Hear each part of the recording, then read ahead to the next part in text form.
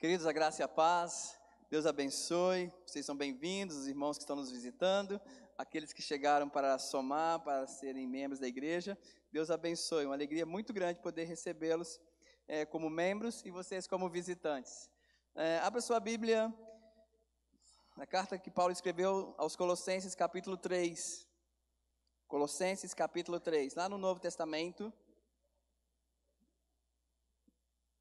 Essa feira de livros, ela é a primeira feira que a gente troca de livros, aliás, é a primeira troca ou feira ou troca de livros que a gente está promovendo. E foi muito legal, para mim foi muito bacana, tem sido, porque eu trouxe alguns livros que eu já li, que foram bons para a minha vida, para oferecer, para trocar com os irmãos, e troquei já troquei três livros, e um deles que eu troquei, que eu recebi, esse livro eu li há quase 20 anos atrás. Hoje aqui está dizendo que já foram vendidos mais de 109 mil exemplares. O nome do livro é O Vinho Novo é Melhor. O Vinho Novo é Melhor. Esse livro eu li quando eu estava passando pelo meu maior deserto. Eu estava numa depressão muito grande e teve uma noite que eu sonhei. E nesse sonho eu li uma frase: o vinho novo é melhor. Eu sonhei, no dia seguinte eu acordei bem cedo e fui direto a uma livraria e perguntei para o dono da livraria: você tem algum livro que fala sobre vinho? Vinho novo é melhor, uma coisa assim? Ele falou: tenho, um vinho novo é melhor. E eu comprei esse livro, queridos. Vocês acreditam que eu consegui ler esse livro em um dia? Eu estava tão faminto, tão necessitado, tão desesperado, porque eu li esse livro em um dia. E esse livro, eu digo para você que ele foi um divisor, sim, de águas na minha vida. Ele me ajudou muito. Ele conta uma história de um homem que passou por uma dificuldade muito grande. Ele era um marinheiro, um sul-africano. E ele se envolveu com álcool, enfim, e muitas outras coisas. E Deus salvou, resgatou esse marinheiro. E a fé dele foi assim uma fé tremenda. Ele alcançou uma fé tremenda. Aí eu queria perguntar: você tem alguém que você conhece que está precisando de ler um livro como esse? Tem alguém? Tem alguém? Vem cá então, querido, vem cá. Não, de trás. Ele levantou a mão primeiro, desculpa. Vem cá, você. Então você vai pegar esse livro e você vai presentear essa pessoa, tá? Com esse livro, tá bom, querido? Eu tenho certeza que isso vai ajudar essa pessoa, vai ajudar esse amigo. E você que levantou a mão, você vai na livraria e compra o livro Um Vinho Novo é Melhor e dá de presente. Deus te abençoe, querido. Amém. Louvado seja o nome do Senhor. Colossenses capítulo 3. Versículo 5. Você sabia que você nunca será perfeito aqui na terra? Você nunca será perfeito. E você não vai encontrar ninguém perfeito. Você não irá encontrar. Se você está em busca de alguém perfeito, deixa eu te dar, eu não sei se é uma boa ou se é uma má notícia. Você não encontrará, porque não existem pessoas perfeitas, e você não é perfeito. Ninguém é perfeito, a não ser Cristo.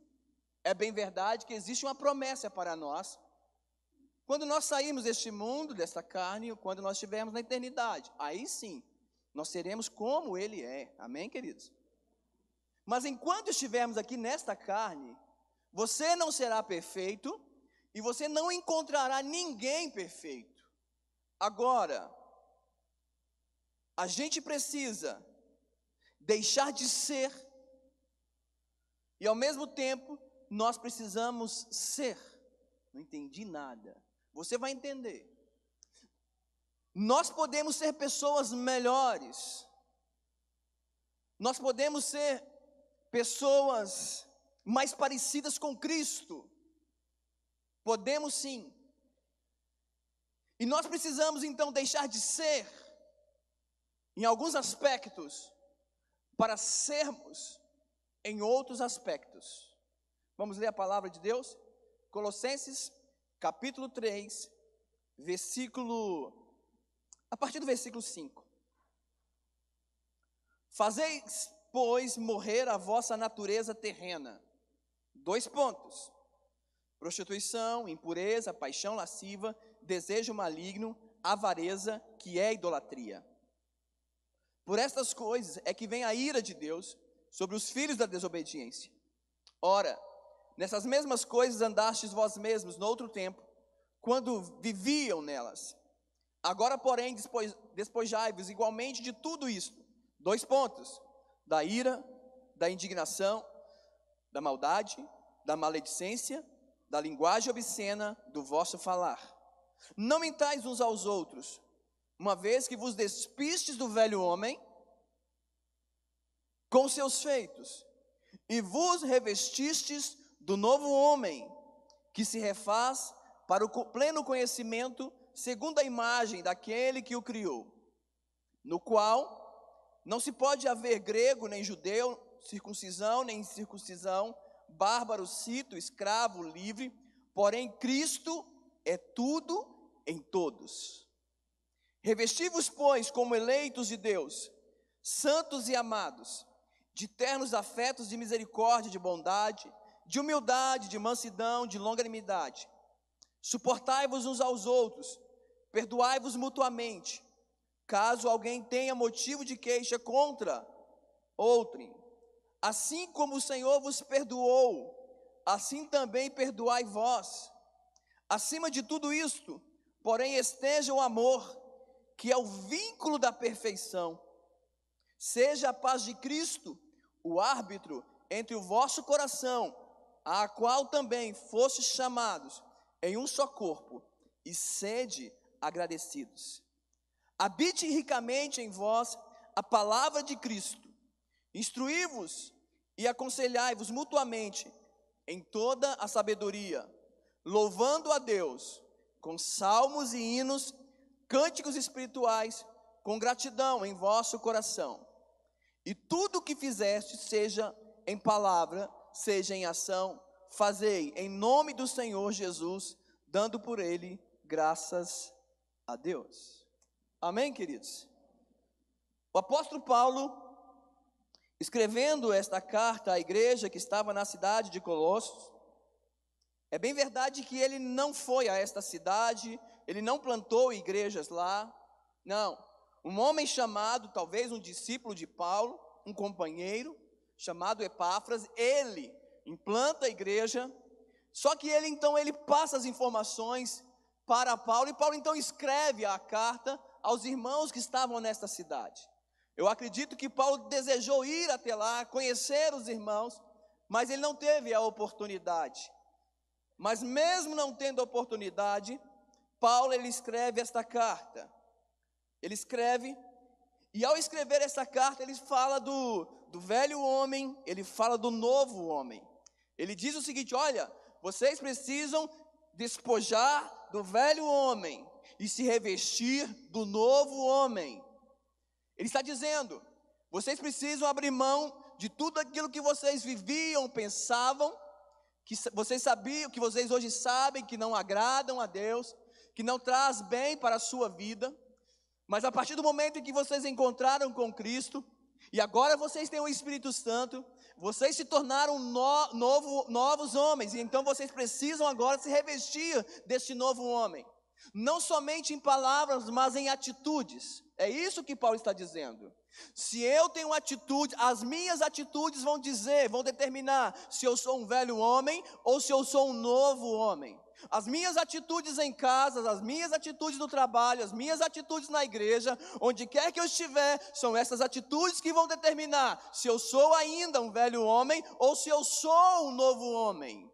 E Paulo então ele traz alguns conselhos para nós. Ele traz algumas palavras de orientação. Está dizendo que nós precisamos fazer morrer a natureza humana, a natureza terrena, para que então a gente nos revistamos do novo homem. Precisamos abominar o mal e amar o bem. E é justamente isso que eu quero compartilhar com você. Porque nós vamos ver na palavra de Deus histórias histórias e ensinos que servem de reflexões. E essas reflexões são relevantes para a nossa vida, para o nosso dia a dia, para o nosso cristianismo, pelo fato de sermos cristãos. Então a Bíblia nos traz vários exemplos. E o primeiro exemplo que eu quero compartilhar com vocês, e que eu quero dizer para vocês que o que nós precisamos deixar de ser, nós precisamos deixar de ser uma pessoa ou pessoas intolerantes. Hoje nós vimos muitas pessoas que são intolerantes. Qualquer coisinha que acontece, a gente está chateado, a gente está revoltado. Se o cachorro do vizinho late, a gente fica já chateado. Se o salto da comadre em cima toca, bate no assoalho e a gente escuta, a gente já não aguenta mais, a gente já quer ligar, interfonar, já quer brigar, porque nós nos tornamos pessoas intolerantes. E a pessoa intolerante é resultado de um velho homem, de uma natureza humana. Queridos, a Bíblia fala em 1 Samuel, no capítulo 25, de um homem muito intolerante. O nome dele era Nabal. A Bíblia fala que Nabal, a esposa, ela era entendida, ela tinha um conhecimento fantástico, e ela era muito bonita. Mas Nabal, ele era um homem duro, ele era um homem maligno nas obras. Está bem claro na palavra de Deus. E aí teve um momento da história que Davi ajuda os seus servidores. Davi e os seus 600 homens ajudam os empregados de Nabal, dá alimento para eles, porque quando eles estavam no campo, foi Davi e os 600 homens de Davi que alimentaram, que cuidaram, que defenderam deles. E agora Davi, achando que Nabal poderia ajudá-lo, ele estava precisando de ajuda, e ele manda os 10 moços para solicitar alimento para Nabal. Gente, vamos pensar aqui. Vocês acham que naquela época existia alguma pessoa que não conhecia Davi? Será que naquela época alguém não conhecia o rei Davi? Quando os moços de Davi chegam e falam que eles eram os valentes, ou os soldados, ou os moços de Davi, e eles pedem ajuda, Nabal, ele chega para os moços e fala assim: não sei quem é Davi, não conheço Davi, nem sei quem é esse o pai dele, tal de Jessé. E vocês acham que eu vou tirar a minha água, a minha comida, aquilo que eu fiz para alimentar, para dar para Davi? Não dou. Nabal, ele foi salvo por causa da sua esposa, que chegou a Davi e pediu misericórdia, porque Davi, deixou 200 homens, e com 400 homens ia arrebentar com a cabeça de Nabal. Um homem duro, um homem intolerante. E muitas vezes, queridos, nós somos sim, ou nós nos tornamos pessoas intolerantes. Nós somos intolerantes com a nossa família, nós somos intolerantes com as pessoas, e ao invés de nós fazermos elogios, ao invés de nós encorajarmos as pessoas, ao invés de nós sermos agradáveis, como Jesus foi agradável, e Jesus, ele tinha essa capacidade de atrair pessoas. Você tem que entender que você, como uma nova criatura, um novo homem, uma nova mulher, você não pode ser essa pessoa intolerante, mas você tem que atrair pessoas. As pessoas, elas precisam ver Cristo em você, através dos seus gestos, através das suas atitudes. Porque aí eu quero que você entenda que o maior gesto de maturidade é ser parecido com Jesus. Se você quer saber se você está crescendo espiritualmente, se você está alcançando a maturidade cristã, é só você perceber ou olhar se você está cada dia se parecendo com Jesus. Eu não estou falando de cabelo, não estou falando de barba, eu estou falando de atitude, de sentimento, de caráter. Nós não podemos ser, nós temos que deixar de ser essas pessoas intolerantes. E quantas vezes, queridos, nós estamos sendo intolerantes? Precisamos deixar de ser pessoas pessimistas. Você já andou com alguma pessoa pessimista? Você conhece alguém que é pessimista, que não acredita, que não sonha, que tudo para ele vai dar errado, que nada vai dar certo, e para ele tudo vai piorar, vai piorar, vai piorar, vai piorar, e ele não consegue ver. E se ele lê o jornal, ai meu Deus do céu, vai piorar. Aí se ele liga a televisão, ai meu Deus do céu, vai piorar. Se ele olha para uma situação, ai meu Deus, vai piorar. Ele só vê o pior, o pior, o pior, o pior, e o pior, e o pior. Será que tudo é assim? Será que nós temos que ser pessimistas? Em meio a tudo isso que nós estamos vivendo, será que nós temos que ser pessimistas, querido? Eu acredito ainda que o Flamengo um dia será campeão brasileiro, campeão da Libertadores e campeão mundial. Quantos creem, digam amém? Oh, aleluia! Eu não posso ser pessimista, gente. Vai embora não, fica. Vamos voltar para a palavra que é melhor. Gente, queridos, quantas pessoas chegam e falam, eu não vou conseguir passar. Eu não vou conseguir passar no vestibular, eu não vou conseguir passar no concurso, eu não vou conseguir arranjar um namorado, eu não vou conseguir arrumar uma namorada, eu não vou conseguir casar. Por que você não vai? Quem disse isso? O meu casamento não tem jeito, o meu filho não tem jeito. Quem disse isso? Deixe de ser pessimista. Existe um Deus que é poderoso para fazer coisas grandes na nossa vida e através da nossa vida. Aleluia! Se não deu certo, tenta de novo. Se não deu certo, tenta de novo, horas. Ou então também não fica alimentando aquele sentimento de perda. Eu fracassei, nunca mais vou ser a mesma pessoa. Quem disse isso? A Bíblia fala, em Números, no capítulo 13, quando Moisés envia 12 espias para espiar a terra que Deus já tinha dado para ele. Era só espiar a terra para contar as bênçãos, mais nada. E 10 deles voltam pessimistas. A gente não vai conseguir.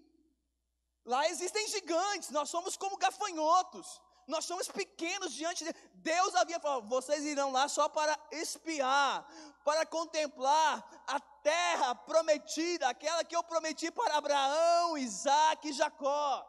E eles voltam então contando um sentimento de derrota. Eles se sentem impotentes. Deixe de ser essa pessoa pessimista. Deixe de ser uma pessoa rancorosa. Tudo isso eu estou falando são atitudes de um velho homem. Deixe de ser essa pessoa rancorosa. E quando a gente se torna rancorosa, quando nós nos tornamos rancorosos, a vida perde o brilho, a vida perde o sentido, a vida perde a cor, porque a gente só vê. A gente vive resmungando, a gente vive reclamando, a gente reclama da casa que a gente mora, da roupa que a gente veste, da comida que a gente come, a gente reclama da igreja que a gente frequenta, a gente reclama porque você veio à igreja e os meninos não cantaram a música que você gostaria de ouvir, porque eles não cantaram, você reclamou, e você vive uma vida rancorosa, e tudo para você não está certo, tudo para você não presta. Ei, isso é característica do velho homem. Isso é característica do velho homem. Olha só o que o escritor aos Hebreus diz lá no capítulo 12, versículo 15. Não haja raiz de amargura, porque se essa raiz de amargura brotar, ela vai te perturbar. E além de perturbar, ela vai contaminar outras pessoas. Olha o que o autor está dizendo. Se você permitir que a amargura ela brote em você, ela vai trazer perturbação para a tua vida e ainda vai contaminar outros. Querido, se você está vivendo esta vida de amargura, se alguém pisou no teu calo, alguém te machucou, alguém te traiu, eu quero dizer para você, apague essas memórias, sepulte o passado no passado. Porque se alguém te feriu, se você não perdoar, você será escravo dessa pessoa. Ou você será escravo da pessoa que você menos gostaria de conviver. Olha só. Alguém te traiu e você guardou amargura. Você fala assim, olha, eu não quero nunca mais ver essa pessoa. Você vai se tornar escravo dela. Então libere, limpe o teu coração, abençoe, fala, eu te perdoo em nome de Jesus. Até porque o apóstolo Paulo fala que nós seremos perdoados assim como perdoamos. A amargura é característica, é sentimento do velho homem. E esse velho homem está sempre querendo se levantar. Há quem diga que nós temos que matar um leão todos os dias. Quem sabe esse leão é o nosso velho homem. Então nós precisamos enterrar esse velho homem. Deixar ele lá, ó. Fica aí, você não vai se levantar. Você não pode se levantar. Nós precisamos deixarmos de ser pessoas insensíveis. Você sabe o que é uma pessoa insensível? Aliás, hipersensível, desculpem. Hipersensível é aquela pessoa que você não pode falar nada. Você não pode olhar com a cara diferente para ele, porque ele já se sente vítima. Ele já se sente dodói. Para ele não consegue levar uma bronca. Não consegue ser chamado a atenção, porque ele é hipersensível. Ele se vitimiza. Eu quero dizer para você, se você é essa pessoa hipersensível, eu trago uma palavra de Deus para o teu coração, nesta noite. Levante a sua cabeça, assuma o seu papel, seja no seu lar, na sua escola, no seu trabalho, na igreja, porque você tem valor, você é especial para Deus. Você é filho de Deus, você é a ovelha de Cristo, você é santuário do Espírito Santo. Ei, Deus mora em você, você é a menina dos olhos de Deus, você é a herança de Deus, você é a delícia de Deus, e você precisa olhar para você com os olhos de Deus. Se você está escondido em uma caverna, saia dessa caverna hoje. Não se vitimize, porque você vai perder as bênçãos de Deus, os propósitos de Deus na sua vida. Você precisa, ou nós precisamos deixar de sermos pessoas incrédulas, pessoas que não creem. E quantas vezes, queridos, nós ouvimos pessoas dizendo, eu acho muito difícil Deus fazer isso, eu acho muito difícil Deus fazer aquilo, eu acho impossível acontecer. O tempo de milagres, o tempo que Deus agia com milagres já passou, hoje não acontece mais milagres. Quem disse que hoje não acontece mais milagres? Não adianta a gente orar porque Deus não vai responder, não adianta mais a gente ter aquela oração de fé, aquele clamor fervoroso, porque Deus não vai ouvir, Deus não vai, o tempo já passou. O tempo já passou? Tá bom, tá bom. Eu falei no primeiro culto, eu quero falar agora. Existe um irmão aqui da igreja que eu amo ele de paixão, sou apaixonado por ele. Ele é meu amigo, é meu irmão. E ele se acometeu de uma enfermidade, de um câncer. E ele vem lutando contra este câncer. E nessa situação toda ele perde o emprego. Imagine, queridos, a pessoa perde o emprego, a pessoa tem uma enfermidade grave. E ele está lutando, está vencendo, glória a Deus. E ele chegou, Paulo, pastor, ore por mim, porque eu preciso ir a São Paulo, porque existe um médico lá, que é um dos melhores médicos do Brasil nesta área. E eu preciso fazer a cirurgia com ele, só ele que consegue fazer essa cirurgia assim, assim, assim, assim. E por favor, ore por nós. E ele falou assim, olha, mas o meu plano de saúde não foi aceito, ele não aceita plano de saúde. Eu falei, meu Deus. E quanto que é a cirurgia? Ele, 200 mil reais. Meu Deus. Enfermo, desempregado, uma cirurgia de 200 mil reais. Mas um Deus que faz milagres. Ele chegou em São Paulo, o médico fez a cirurgia dele. A cirurgia foi um sucesso, glória a Deus por isso, glória a Deus.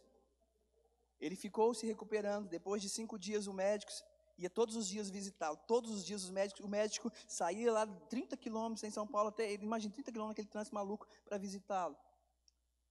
E essa semana, antes de dar a alta para ele, o médico chega com todos os seus residentes que acompanharam a cirurgia, me parece que foram 8 médicos.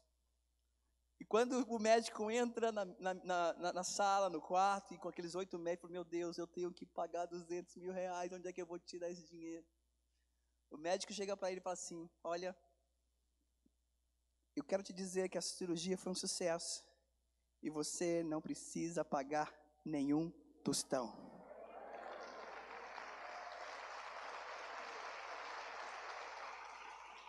Você não acredita no poder da oração? Você não acredita que Deus faz milagres? E o médico chegou para ele e falou assim, olha, a única coisa que eu te peço, ore por mim e pela minha equipe. E no final nós vamos orar, agradecendo a Deus, e vamos orar por esse médico e pela equipe médica. Sabe, queridos, nós temos que deixar de ser incrédulos. Deus, Ele continua fazendo. Deus, Ele continua operando milagres. O nosso Deus é o mesmo, ontem, hoje e eternamente. E eu vou morrer acreditando que Deus sempre fará milagres.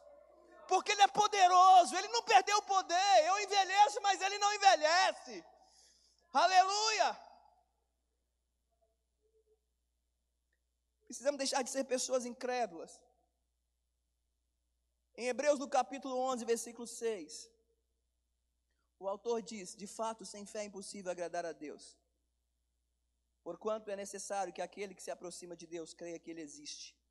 E Ele é galardoador dos que o buscam.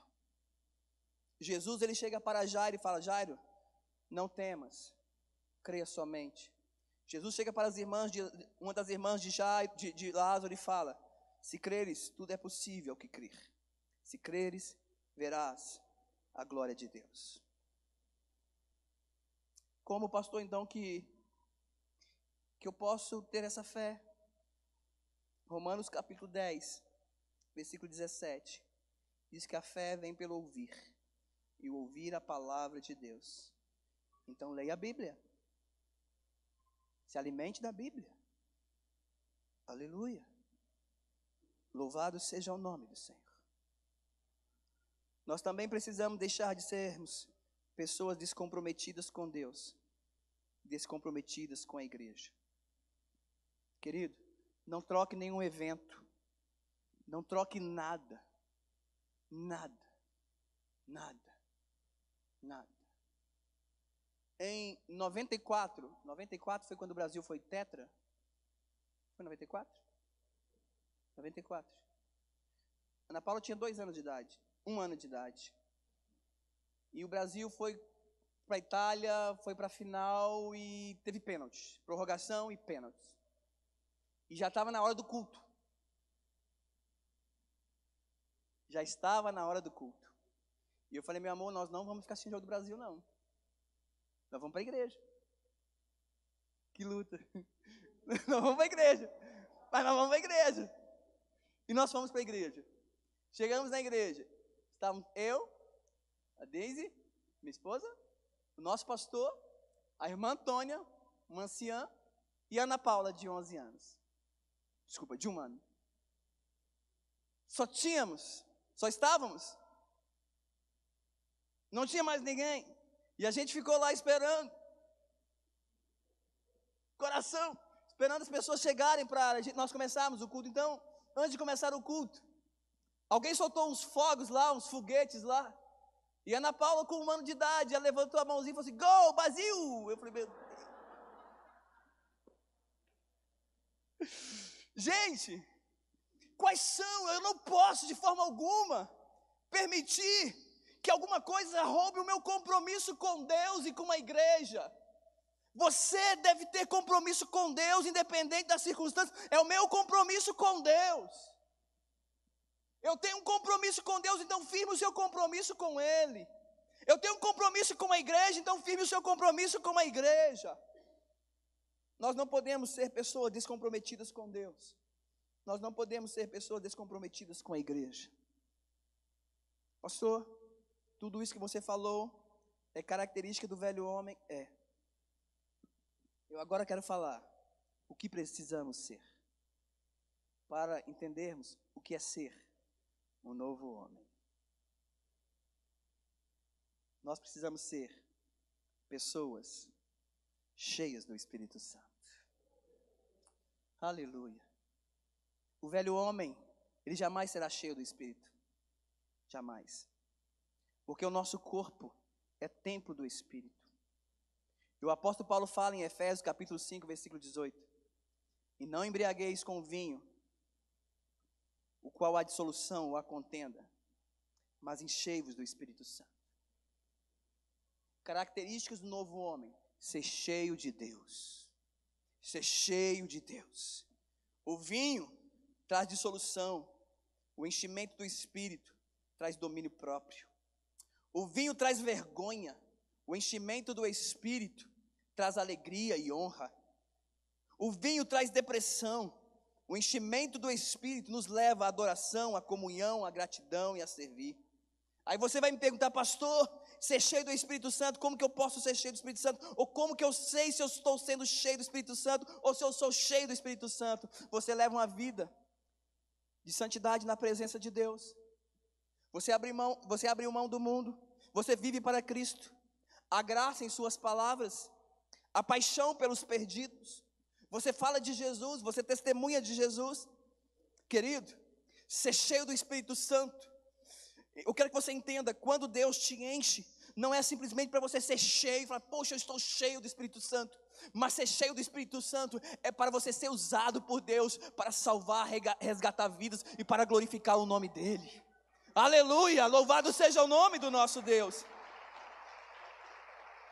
Precisamos ser uma igreja cheia do Espírito Santo. E eu acredito, queridos, que hoje pela manhã nós experimentamos um pouquinho desta igreja cheia do Espírito Santo. Porque a igreja cheia do Espírito Santo, ela se torna, e aí eu quero dizer para você, a gente precisa ser pessoas alegres, independente das circunstâncias. A Bíblia diz, o apóstolo Paulo fala em Filipenses capítulo 4, versículo 4, alegrai-vos sempre no Senhor.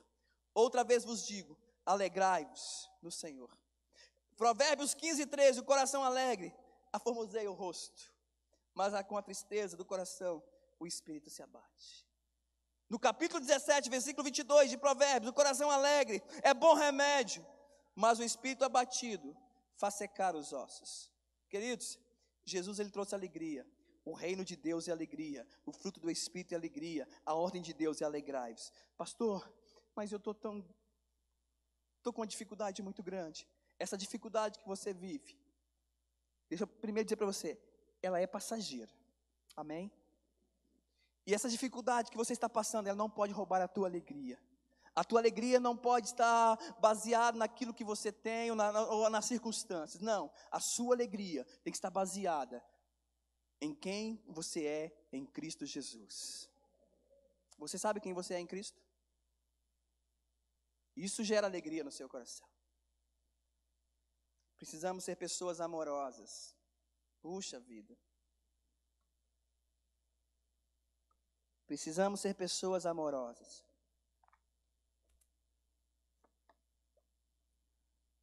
Jesus, ele diz: o novo mandamento vos dou, que vos ameis uns aos outros, assim como eu vos amei, que vos ameis uns aos outros. Nisto conhecerão que sois meus discípulos, se tiverdes amor uns pelos outros. Sabe, queridos, a gente precisa demonstrar amor dentro da nossa própria casa. A gente precisa demonstrar amor dentro da nossa própria casa. Esposo, você precisa demonstrar amor para a sua esposa. E amor, não é só falar assim, eu te amo. É atitude. Esposa, você precisa demonstrar amor ao seu esposo. Se eu perguntar hoje para a sua esposa, você está sendo amada pelo seu esposo? Qual seria a resposta dela? Se eu perguntasse para o seu esposo, você está sendo amada pela sua esposa? Qual seria a resposta dele? Filhos, Se eu perguntasse para os seus pais, vocês estão demonstrando amor? Vocês estão enchendo o cálice deles de amor? Ou vocês estão gerando tristeza no coração dos pais? Pais, se eu perguntar para os seus filhos, se eles estão se sentindo amados por vocês, qual é a resposta? Essa semana, a gente viu tanta coisa triste, tanta coisa. Estão querendo atacar as nossas crianças, violar aquilo que Deus criou. Qual é o maior remédio? Ou como que nós podemos livrar as nossas crianças de tudo isso? Sendo pai, sendo mãe, ensinando os princípios, a palavra de Deus, caminhando com eles. Não é criticando. A igreja tem que se levantar, tem que se levantar. Mas não é só se levantar e colocar na internet e falar. Não, não adianta. Nós temos que ser pai. Nós temos que ser mãe. A gente tem que andar com ele. A gente tem que andar. Entende? Porque nós somos referenciais para os nossos filhos. E se nós formos referenciais para eles, os super-heróis deles, eles não vão olhar nem para a direita nem para a esquerda. Eles vão ver Cristo em nós. Entendem, queridos? Precisamos amar uns aos outros. Precisamos ser pessoas generosas. Não é dar para receber, não é barganhar, nem troca. É o desejo de dar, sem ter tempo para receber. Você dá sem se preocupar com o tempo que você vai receber. Um dia, olha só que coisa legal. Um dia, você colhe muito mais do que você semeou. Quem semeia com fartura, com abundância ceifará. A semente frutifica. A semente que frutifica não é a que você come, mas é a que você semeia. Acumular só é para dar ferrugem e traça. E nós precisamos ser pessoas generosas. E hoje nós demonstramos gesto de generosidade com aquela família que veio hoje aqui na ceia. Queridos, a mulher não parava de chorar. Ela não parava de chorar. A gente não conseguiu pagar só os atrasados, mas a gente conseguiu pagar mais 2 ou 3 aluguéis para frente. Aplauda o nome do Senhor por isso.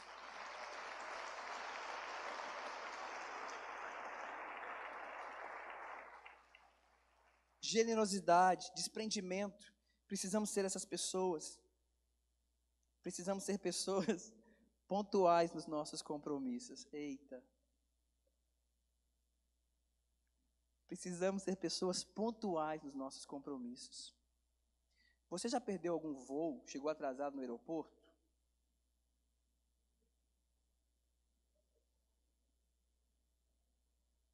Você já perdeu algum vestibular, algum concurso porque você chegou atrasado? Que frustração.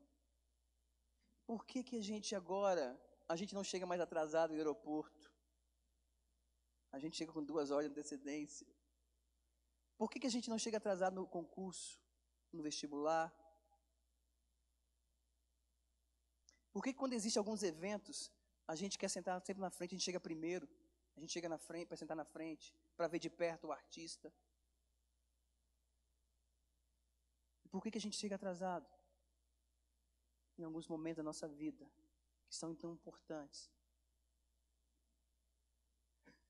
Como na igreja. Os nossos compromissos que a gente tem, a gente atrasa. Gente, um dia eu fui fazer um casamento, eu fiquei esperando 2 horas e meia para fazer o casamento. Imagine que dificuldade foi fazer esse casamento. A graça foi embora, Senhor, me dá graça. A graça ia, Senhor, me dá graça. 2 horas e meia. Ei, moça, você que vai casar, meia hora tá bom, tá? Meia hora, a gente segura numa boa. Não é? Por que a gente não é pontual nos nossos compromissos, queridos? Precisamos ser pontuais nos nossos compromissos. Precisamos ser pessoas comprometidas com a oração e com a palavra de Deus. Já estou terminando. Daniel, no capítulo 2, quando ele ora, Deus livra os sábios, os seus amigos, da Babilônia. Eles iam morrer. Quando ele ora, Deus livra-os. No capítulo 6, Daniel ora e Deus fecha a boca do leão, ou dos leões. No capítulo 9, quando Daniel ora, Deus manda um anjo vir sobre ele e falar para ele que ele era muito amado. A igreja primitiva, quando ora no capítulo 2 de Atos, o Espírito Santo é derramado sobre eles. A igreja, quando ora em Atos capítulo 3 e 4, se não me falha a memória, as portas das prisões se abrem. A igreja ora, o evangelho se espalha com poder. Precisamos ser cristãos de oração. Cristãos de oração. Precisamos ser cristãos que tenham o conhecimento da palavra de Deus, que não somente conheça a palavra de Deus, mas que compartilhe a palavra de Deus. Qual foi a última vez que você deu uma Bíblia de presente para um amigo? R$5 custa uma Bíblia hoje, gente. Você pode comprar uma Bíblia por R$5, R$6 e abençoar alguém. Você pode ligar o seu telefone, ou mandar uma mensagem no WhatsApp e falar: olha, Jesus te ama, vem à igreja, cara. A gente pode fazer isso. A gente pode. Vamos nos preocupar com aqueles que ainda não conhecem Jesus como Senhor e como Salvador. Queria que você ficasse de pé nesta hora. Eu falei de algumas características do velho homem. Eu falei de algumas características do novo homem. Quem é você? Você ainda está tentando matar o leão? Ainda está tentando ou você já matou? É bem verdade, ele tem que ser... Por falar em matar leão é chato, né? O velho homem, você precisa matar o velho homem, fazer o velho homem morrer todos os dias. Ele vai querer se levantar todos os dias. Mas ele precisa ficar ali, ó. E sabe como é que você consegue vencer o velho homem? Ficando perto de Jesus. Não abrindo mão dele. Estando ali, ó, aos pés de Jesus. Clamando, orando, buscando, se alimentando da palavra. Como é que está a sua vida hoje, querido? O velho homem, ele está vivo dentro de você? Ou você já se revestiu do novo homem? Se você se revestiu do novo homem, continue. Produza o fruto do Espírito. Deixe o Senhor ser glorificado na tua vida. Deixe pessoas serem alimentadas por você. Deixa Deus te usar para louvor e para a glória do nome dEle. Sirva, adore a Deus. Abençoe vidas. Seja generoso, ame vidas. Ame a sua casa, a sua família. Trabalhe. Faça com que a sua esposa tenha orgulho de você. Faça com que o seu esposo, esposa, tenha alegria de tê-la ao lado dele.